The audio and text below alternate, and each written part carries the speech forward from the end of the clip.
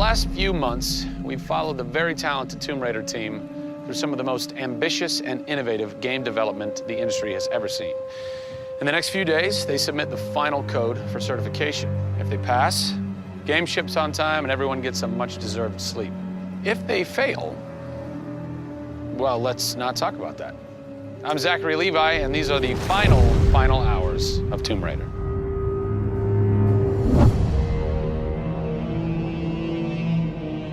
We've been around for 20 years at this point. Oh, wow. Yeah. In this industry, that's crazy. Yeah. 20 years of games, and many times we've almost not made it, right? Through generation transitions, or you've had ups and downs in terms of games being released.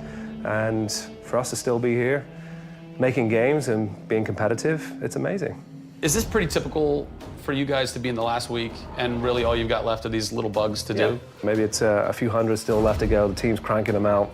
You know, you're play testing it a lot. You're getting QA, quality assurance, to make sure it's clean. You know, stuff's coming in still, as in like, hey, this crazy thing happened here. And simultaneously, IDOS Montreal is doing what you're doing, just with the multiplayer at the same time, because the multiplayer and the single player are being delivered at the same time. So it's a big team. Friday. Everybody's got to come together at the same time, at the same moment, and put pencils down and say they're done. Pencils down. Done. See. We're submitting in 4 days. Let me tell you now, we've had to move Brian Horton. He was art director. He moved over to my department in Brand about a month ago. There was a morning that he woke up and they went, "You've created a beautiful world.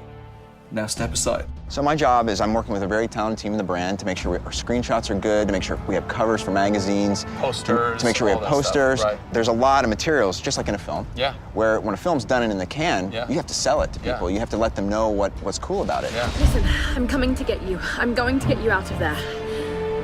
I promise, Sam.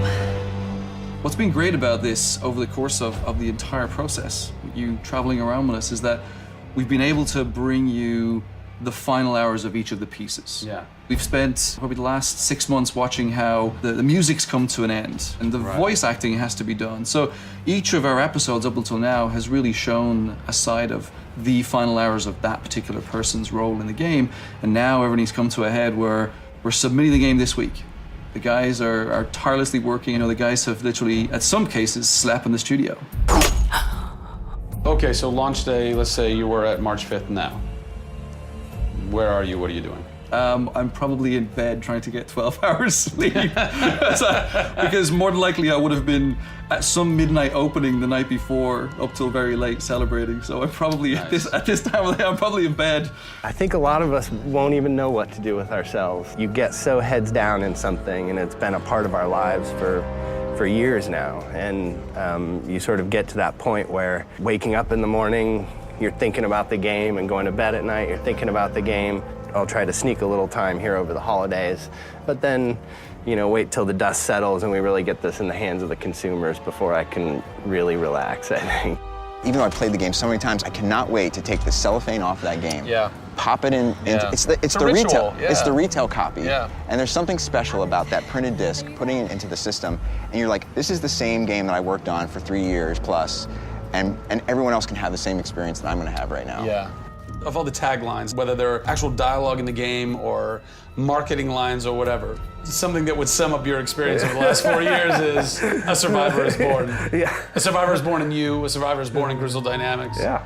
We just wanted to be known as doing top-tier work. There's games I look at and say, I wish I worked on that game. Yeah. Right? Yeah. And I wanted Crystal to be that. And I think that with this one, we're going to do it. Yeah, anybody can make an explosion look beautiful and make a world look phenomenal, but we now move into a period of time where it's about having a connection with something which is much deeper than just saying, I have a controller in my hand and I'm guiding a character around and fighting or solving puzzles. There's a depth in the story that we're trying to tell, which hopefully for us is going to be able to set that structure for the future. Hopefully we've taken the risk and we've been shouting so loud about this that we're actually carving what should be done.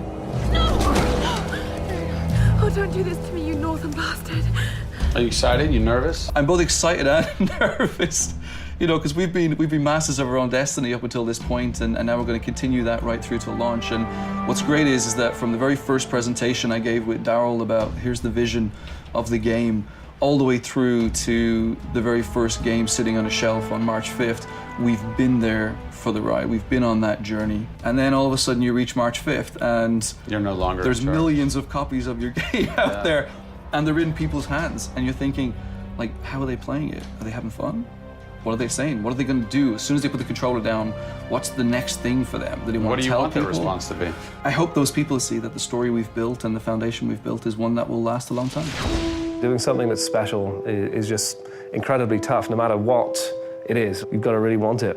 You have to be passionate. You have to care about it.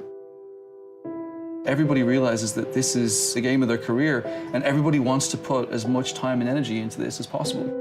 We have a studio full of passionate people who have put their lives into making this thing happen. This is not just a game that we're just going to ship on March 5th and people will go, great, I've got another game to my credits. This is one where the team are going to look back and go, that was a journey. It's been an honor to be able to work on Tomb Raider, and long may it continue. I see this getting bigger and better over the next few years.